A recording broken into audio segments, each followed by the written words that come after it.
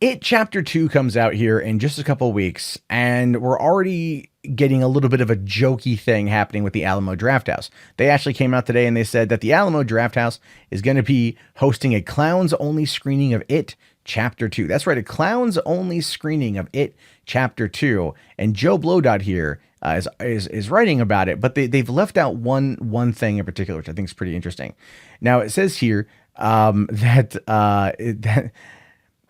the official description of the event is, we're celebrating the second chapter of Stephen King's magnum opus with a nightmare-fueling clown-only screening of It Chapter 2. Please come dressed as a clown, the wig, the makeup, the oversized pants and suspenders, blood-curdling makeup, and sit through this calorophobia, I mispronounced that completely, inducing fright fest with a theater full of fellows clowns.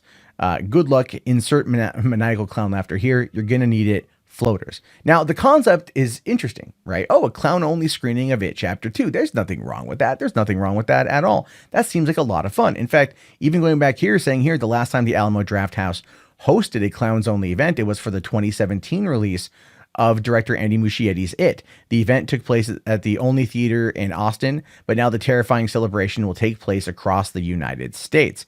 Now, the reason why this is interesting and the reason why you should be paying attention to this is not because it's the clown-only screening, but because the Alamo Drafthouse in May of 2017, a few months before It Chapter 1, they came under fire when they were going to be hosting a woman-only screening of Wonder Woman at their Austin and Brooklyn locations. Now, the reason why they came under fire from this is simply because they were violating men's civil rights. And this was a very interesting discussion to be had. I covered it pretty extensively when it happened because it was one of those things where it's like, I get why you're doing it, but it was really dumb for you to do it in general. You want to sit there and have a women only screening. And I called, by the way, I called the Brooklyn location and I asked them like about it. And they were like, well, we can't not sell you a ticket, right? Because they can't not legally, they can't sell you a ticket, but they would prefer it if you didn't come. So they would prefer me to not go to a screening of a movie because I happen to identify as a man. They said if you identify as a woman, you can go, but they wanted it to be a woman-only screening. Now, this caused a lot of hoopla back in 2 years ago when it all went down. Multiple lawsuits were filed against the Alamo Drafthouse inside of Texas. One of them was from I think it was an ethics professor at a college. And he ultimately ended up winning when Alamo settled for an undetermined amount or undetermined sum or undetermined reasons. And they ultimately went through with the screening, but they didn't stop anyone going in there who happened to be male. There was at the time, there was a website called Heat Street, which was kind of like an anti-SJW rag that was run by a real crazy lady named Louise Mensch. And the guy, I think his name is Stephen Miller.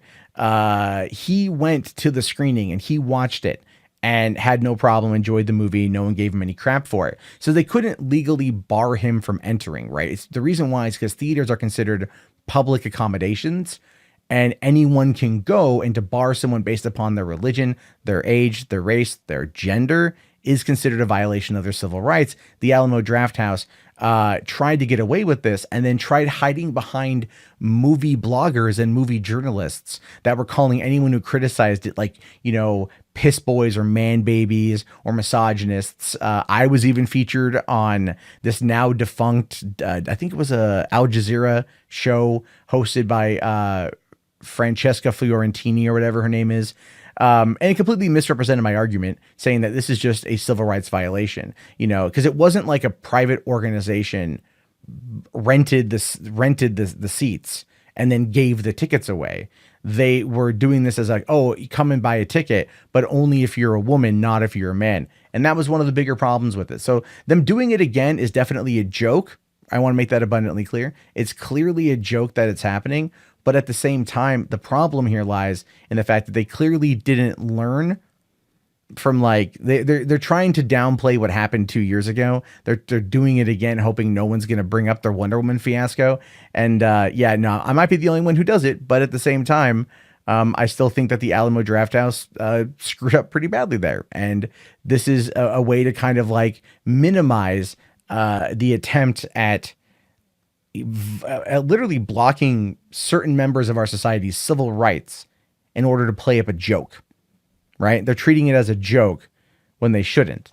So, your thoughts? I'm very curious to know on that one.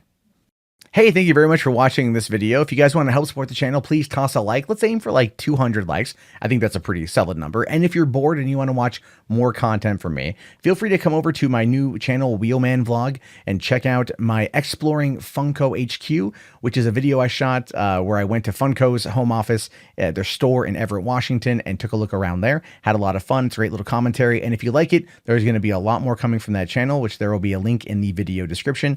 Again, thank you guys so much for watching. I really appreciate it. Have yourself a great day, and peace out.